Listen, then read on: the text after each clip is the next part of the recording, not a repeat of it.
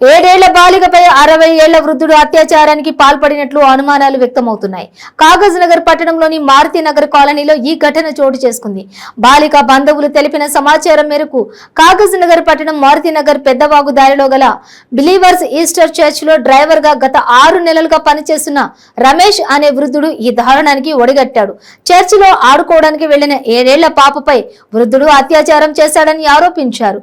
బాలిక తల్లిదండ్రులు కూలి పని చేసుకుని జీవనం సాగిస్తూ ఉన్నారు.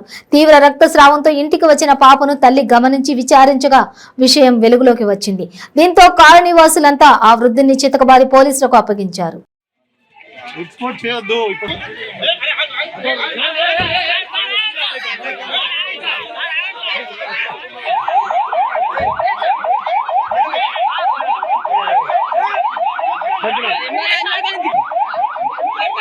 తాత కాలు మీద కొట్టిండు, పండుకోమంటుండు, కొడుతుండు, పండుకో అంటుండు, కొడుతుండు అని అంటుంది.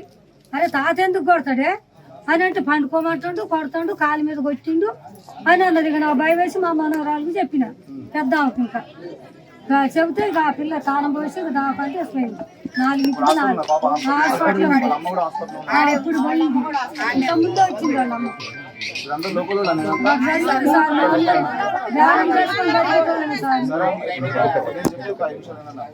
ఎంతమంది గ్యాదర్ అయినారు, దయచేసి ఏ మతానికి చట్టపరంగా ఏం చేయాలో 100% చేస్తాం.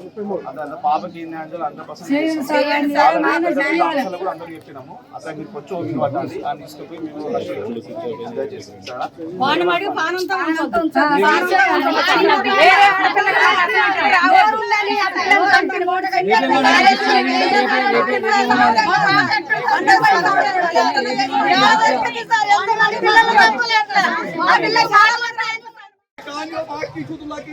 अरे अंटाना बराबर है इनकी अम्मा की पीछे को मंदिरों से ना